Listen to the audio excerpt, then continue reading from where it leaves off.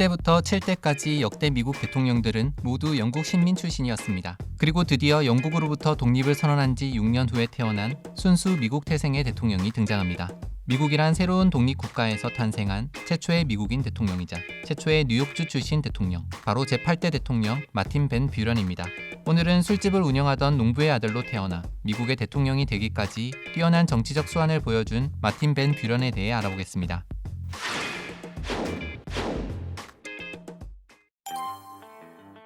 (1782년 12월 5일) 미국 뉴욕주 킨더후크에 살던 아버지 에이브러햄 벤 뷰런과 어머니 마리아 호이스 벤 뷰런 사이에서 태어난 마틴 벤 뷰런.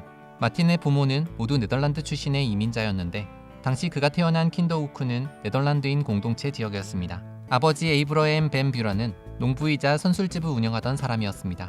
어린 시절 마틴은 마을에 있던 학교를 다니며 시간이 날 때마다 아버지의 가게에서 일을 도왔다고 합니다. 그러면서 자연스럽게 다양한 사람들을 만나며 교류하는 법을 배웠고, 이는 훗날 자신의 정치적 자산으로 작용할 수 있었다고 합니다. 어린 시절 마틴의 별명은 리틀 벤으로, 사실 그는 나중에 성인이 돼서도 키가 168cm 정도로 작은 편에 속했다고 합니다. 경제적으로 넉넉하지 않았던 형편에 대학에 갈 수 없었던 마틴은 대신 15살 때부터 그 지역에서 유명한 변호사 밑에서 법률 공부를 시작하게 되었습니다. 그리고 16살 무렵 처음으로 법원 재판에 참석하게 됐다고 합니다.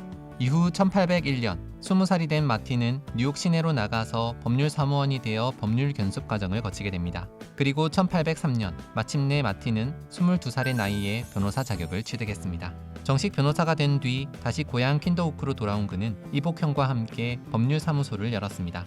마틴은 어려서부터 말을 잘하기로 유명했는데 변론 능력도 좋았던지 변호사로 금방 자리를 잡을 수 있었다고 합니다.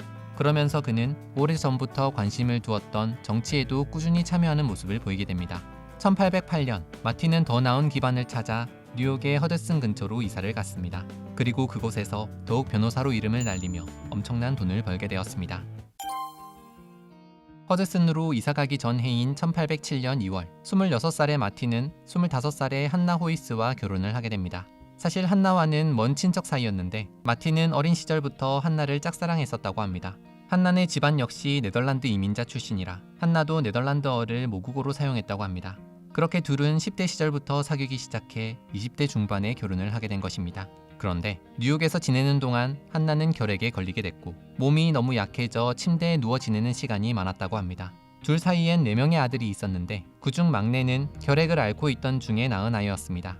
병중에 아이까지 출산하게 되며 한나의 건강은 급격히 나빠졌고 결국 1819년 2월 5일 한나는 37세의 젊은 나이에 세상을 떠나게 됩니다. 아내가 죽고 난 후 마틴은 그녀에 대한 얘기를 일절하지 않았다고 합니다.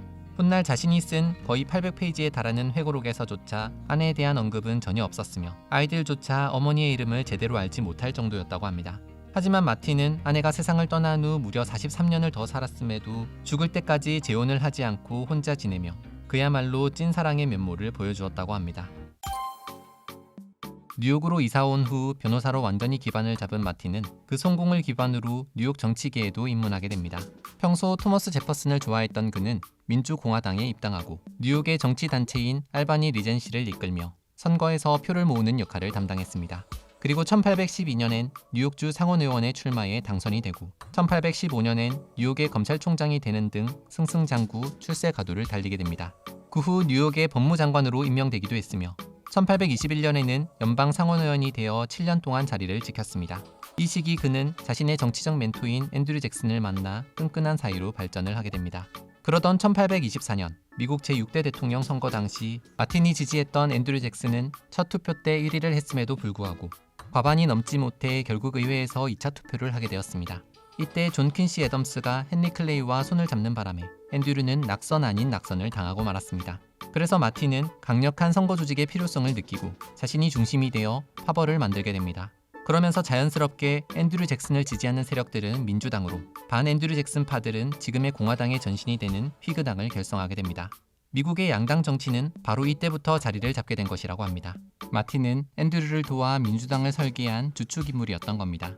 1828년 앤드류 잭슨이 다시 대권에 도전하자 마틴은 자신의 고향인 뉴욕주에서 승리할 가능성을 높이기 위해 상원의원직을 사임하고 뉴욕 주지사 선거에 출마해 당선이 됩니다. 그렇게 앤드류 잭슨이 미국 제7대 대통령에 당선이 되면서 앤드류는 마틴을 국무장관으로 임명했습니다. 그래서 마틴은 뉴욕 주지사를 바로 사임을 하고 국무장관의 자리에 오르게 되는데 그가 뉴욕 주지사로 재임한 기간은 고작 43일 정도라고 합니다. 이는 역대 뉴욕 주지사 중 가장 짧은 임기 기간을 기록하고 있습니다. 국무장관이 된 마틴은 외교정책의 협상가로 두각을 나타내기 시작했습니다.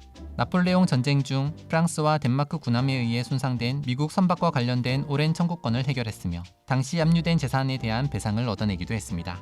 또 오스만 제국과 조약을 맺어 미국 상인들이 자유롭게 왕래가 가능하게도 만들었습니다. 그러면서 마틴은 어느새 앤드류의 후계자로 지목이 됩니다. 하지만 사실 처음부터 마틴이 차기 대권 주자로 물망에 오른 것은 아닙니다. 처음엔 부통령을 지낸 존 C. 카룬이 다음 주자로 지목되었습니다. 그러다 앤드류가 취임한 직후 앤드류의 친구인 이튼을 육군 장관에 임명한 것이 논란이 되며 존 C. 카룬과는 갈등을 일으키게 됩니다. 뿐만 아니라 카룬이 추천해 꾸린 내각 인사들 역시 번번이 앤드류와 불화를 일으키고 말았습니다. 그러면서 내각과 민주당 역시 양쪽으로 쪼개져 큰 혼란을 겪게 됩니다. 이때 마틴은 앤드류에게 한 가지 묘안을 제시했습니다. 바로 자신과 육군 장관이 동반 사퇴할 테니 카룬 측 인사들도 강요직에서 사퇴하라는 제안을 한 것입니다. 덕분에 1831년 앤드류 잭슨 대통령은 새로 내각을 꾸릴 수 있게 되었습니다. 이런 마틴의 정치적 수완을 보고 지지자들은 그를 작은 마술사라고 부르기 시작했고 정적들은 킨더후크의 붉은 여우라고 불렀다고 합니다. 여튼 앤드류는 이런 마틴의 공을 높이사 이번엔 그를 대영제국 장관으로 임명할 생각이었습니다. 하지만 상원 의장으로 있던 카룬은 자신의 지위를 이용해 마틴의 주영공사 임명안을 부결시켜버렸습니다. 그러던 1832년 앤드류는 재선을 위해 다시 대통령 선거에 출마했는데 이때 마틴을 러닝메이트로 선택했습니다. 그렇게 두 사람이 선거에서 승리하게 되면서 마틴은 앤드류 잭슨 정부의 부통령이 될 수 있었습니다. 이후 1835년 앤드류의 두 번째 대통령 임기가 끝날 무렵 민주당원들은 만장일치로 마틴을 대통령 후보로 지명하게 됩니다. 1836년 앤드류의 지지를 등에 업고 마틴은 대통령 선거에 나가 마침내 미국 제8대 대통령으로 당선이 됩니다. 1837년 3월에 취임한 그의 나이는 56세로 마틴은 당시 최연소 대통령이 되는 기록을 달성하기도 했습니다. 마틴은 취임 연설에서 혁명 이후 미국 태생의 대통령으로는 자신이 처음이라며 미국이 더 좋은 시대를 앞두고 있다고 자신 있게 말했습니다. 하지만 그로부터 얼마 후 큰 위기를 맞이하게 됩니다. 그가 대통령이 된 지 67일 만인 1837년 5월 10일 미국 역사상 첫 공황인 1837년 공황이 발생한 것입니다. 이 공황은 1930년대 세계 대공황이 일어나기 전까지 사상 최악의 대공황으로 꼽히고 있었는데 사실 정확히 따지면 전 정부에서 벌여놓은 일이었습니다. 연방은행을 강력히 반대했던 앤드류 잭슨으로 인해 제2의 중앙은행 설립이 좌절되었고 일부 주립은행들은 아무런 제약 없이 화폐를 발행하며 대출을 해주기 시작했습니다. 그러면서 무차별적인 땅 투기가 일어나고 결국 인플레이션까지 발생하게 된 것입니다. 앤드류는 과열된 투기를 잡기 위해 1836년 7월 국유지를 금이나 은으로만 살 수 있다는 조치를 취했는데 그러면서 잔뜩 부풀어 있었던 거품이 확 꺼지기 시작했습니다. 게다가 농산물의 수확 감소, 무역 적자 등의 경기 침체가 이어진 데다 영국에 닥친 금융위기로 인해 미국에 투자됐던 영국의 자본이 한꺼번에 빠져나가며 은행들이 줄줄이 파산하게 됩니다. 그렇게 1837년부터 1845년까지 마틴의 임기가 끝나서도 지속된 불황으로 인해 900개 이상의 은행이 문을 닫았고 많은 사람들이 실직해 거리로 나앉아야 했습니다. 마틴은 이를 타개하기 위해 독립재무부의 설립을 추진하는 등 여러 가지 정책을 내놓았지만 그의 경제정책은 오히려 경기 침체를 악화시키고 장기화시키는 결과만 불러오게 됩니다. 여기에 노예제로 인한 갈등이 갈수록 커지는 바람에 마틴은 이러지도 저러지도 못하는 애매한 자세를 취하며 그의 인기는 점점 떨어지고 말았습니다. 한편 멕시코로부터 독립한 텍사스는 연방 가입을 신청하게 됩니다. 그런데 혹시나 이로 인해 멕시코와 영토 분쟁에 휘말리게 되진 않을지, 텍사스가 노예주가 될 텐데 그로 인해 갈등이 커지진 않을지 이런저런 고민하던 마틴은 결국 텍사스의 연방 가입을 거부해버렸습니다. 이런 그의 모습은 국민들에겐 우유부단하게만 비춰졌고 지지율은 곤두박질 치게 됩니다. 물론 마틴이 잘했다고 평가받는 일도 있었습니다. 1839년 메인주와 캐나다 뉴브런즈윅주 사이에서 국경성 분쟁이 일어나자 마틴이 전쟁 없이 분쟁이 해결될 수 있도록 한 것입니다. 그럼에도 불구하고 임기 내내 무능하고 우유부단한 정권이라 비판에 시달리던 마틴은 1840년 11월 재선을 위한 대통령 선거에서 윌리엄 헨리 해디슨을 앞세운 휘그당에 패배하며 결국 대통령 자리에서 물러나게 됩니다. 마틴은 퇴임 후 고향 킨더호크로 돌아가 지냈습니다. 그러다 1844년 다시 한번 민주당 대표로 대통령 선거에 도전할 마음을 먹었습니다.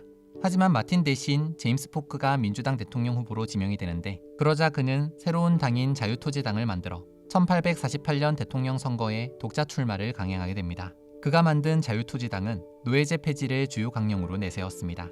그리고는 서부 개척지를 노예제로 부리지 말고 해방 노예들이 토지를 일구게 하는 게 경제적으로나 도덕적으로 낫다는 주장을 펼쳤습니다.